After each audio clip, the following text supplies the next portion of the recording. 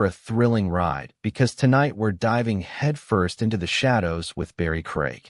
She's a brilliant, tenacious investigator tackling one incredible case at a time. Don't miss this. Enjoy Barry Craig, Confidential Investigator single episodes. William Gargan stars as Barry Craig, Confidential Investigator.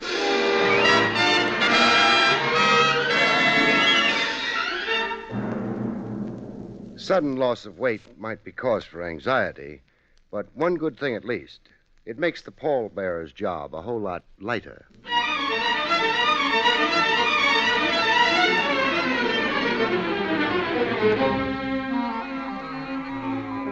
The National Broadcasting Company presents William Gargan in another transcribed drama of mystery and adventure with America's #1 detective, Barry Craig, Confidential Investigator.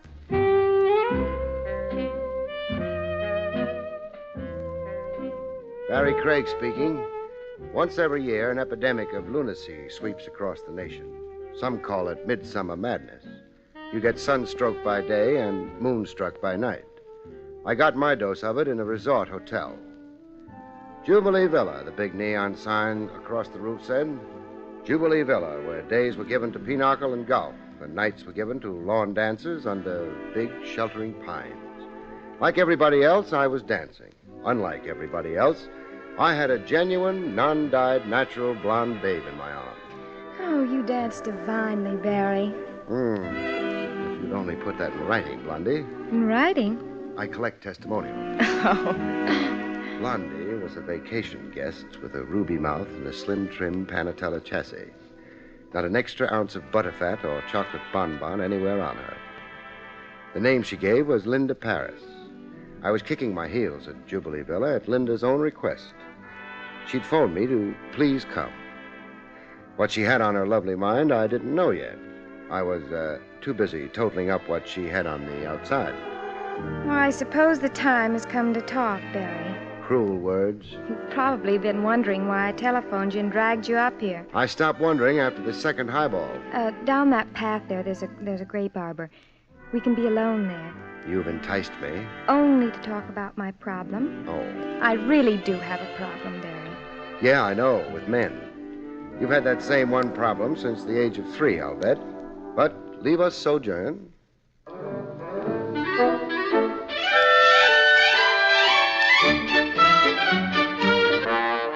A grape arbor under the moon with a bewitching blonde at hand means all things to all men. But to a confidential cop, it only means work, police work. You have facilities for finding out about people. I do. Now, who do you want to find out about? Stuart Stoner. Who's he? A guest here at the hotel.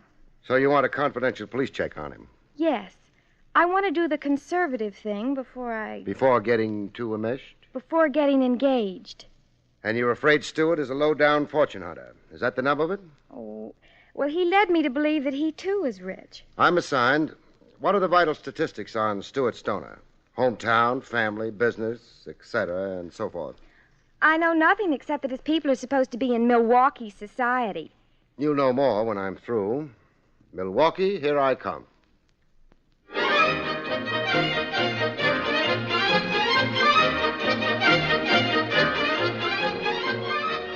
One thing about a long train ride, you catch up on your back reading. Came the day after tomorrow, I returned to Jubilee Villa, full of news from Milwaukee. Bad news for Blondie. It's all so incomprehensible to me. Then let me repeat myself. There is no Stoner family in Milwaukee society and no young aristocrat named Stuart Stoner. Then Stuart is a masquerader. It would seem. And so are you, too, a masquerader, Blondie. I check both ends of the matrimonial question mark. I'm a bug for thoroughness. Linda Paris of Brockton, Massachusetts. No such she-animal. Now, what's the real name, Blondie? Mary Ranceroff. A working girl. A wage slave. Department store ribbon counter. No, I'm a manicurist. You're putting on quite a big show here at Jubilee Villa. Where'd you get the wardrobe? And the $55 a day? My savings. Your pitch to snag a rich husband. It's just as easy to love a rich man. Touché. All right, assignment completed. Pay me off and kiss me goodbye. No. No. I still want to know about Stuart. Like you, he's fortune hunting. Oh. Well, Well, you see... You go for him. Nevertheless, and notwithstanding. Okay, then. I'll stick around a while. On the day I go, you can call me the guy who murdered Cupid.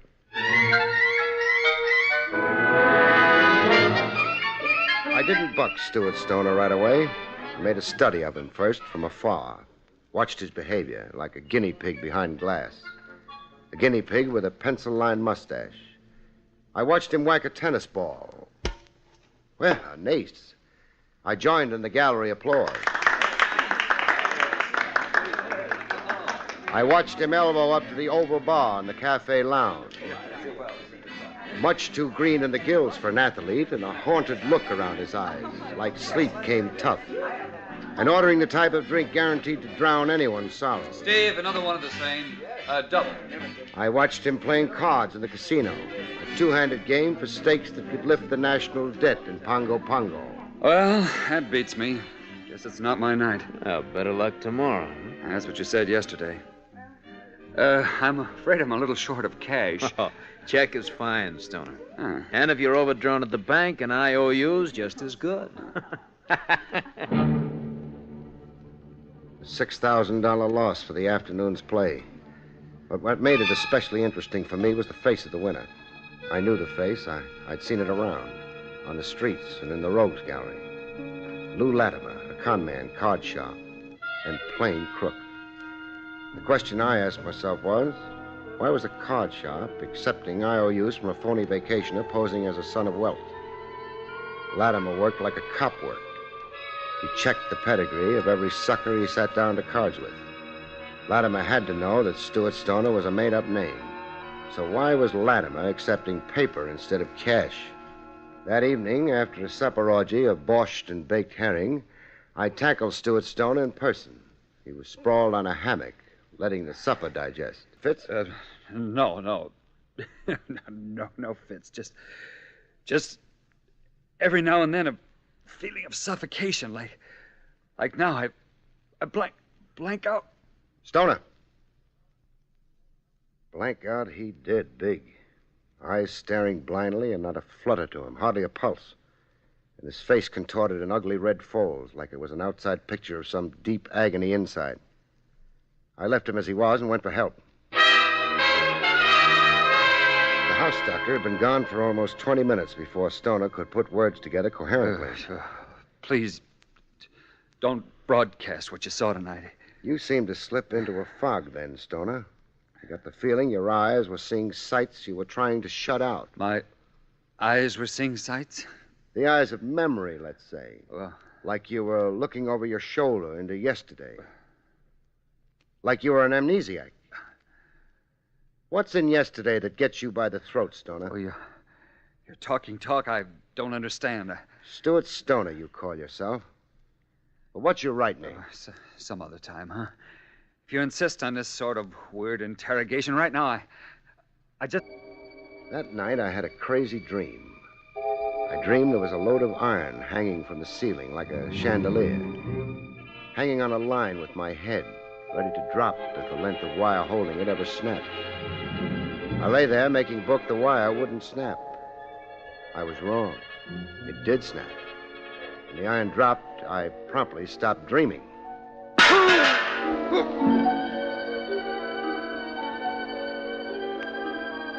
Wake up from a midsummer's night's dream, you can find yourself in strange surroundings. I imagine I found myself on the bottom of a lake. But that was too crazy, even for midsummer. What was a fact was, the lake lay around me only ankle height. I was plopped in reeds that were taller than me. The kind of reeds you find around the edge of country lakes. I had water in my nose and ears, and a stagnant pool of slop in my stomach. If I survived, I'd need a stomach pump. I lay where I was, listening to owl hoots. The owl had hooted himself hoarse before I became aware of the lump on my head. What had actually happened dawned on me very slowly. I'd been slugged senseless in room 211, carried to a nearby lake and tossed in. Attempted murder. Somebody was very careless about whether I lived or died. When I was up to it, I had questions to put to the friendly management of Jubilee Villa.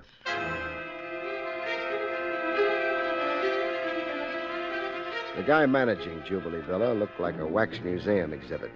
Skin you'd hate to touch unless you were a fellow zombie.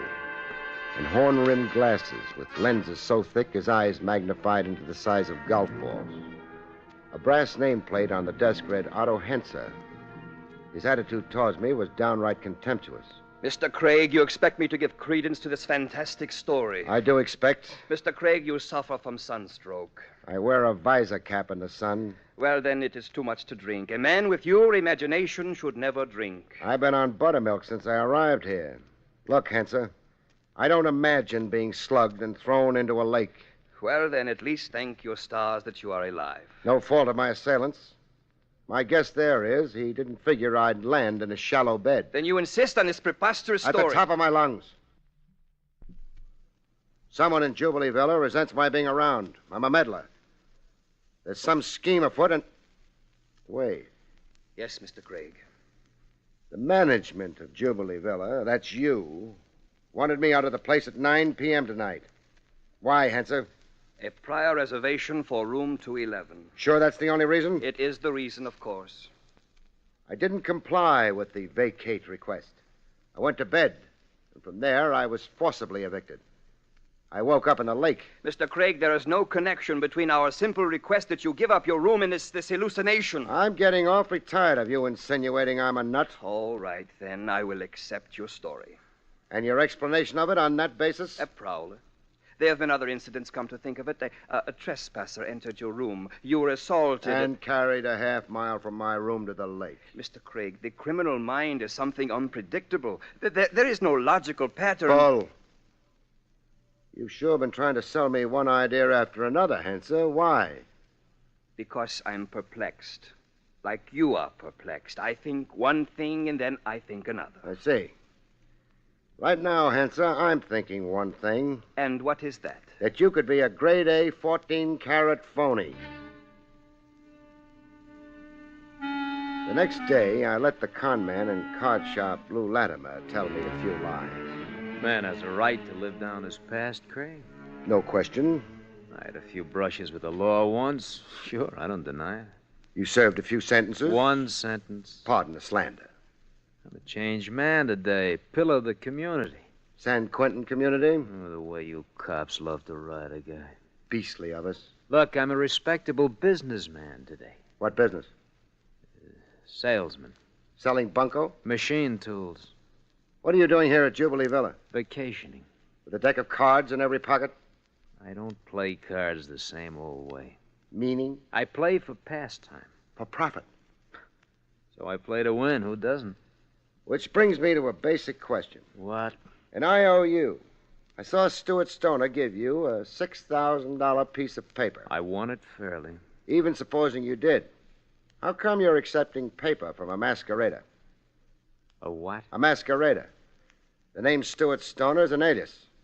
The young man is here representing himself fraudulently. Oh, wait a minute, Craig. Stoner's loaded. He's from a rich clan. The Stoners of Milwaukee. He is not.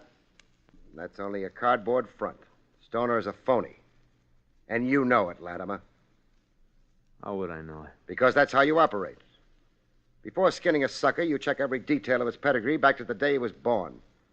You know how much he's worth or how little, so you can judge how much to take him for. Well?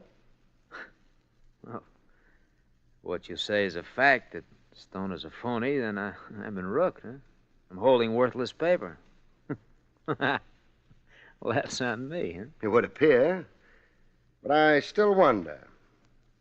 Latimer. What? See the giant egg built in my skull? Up here?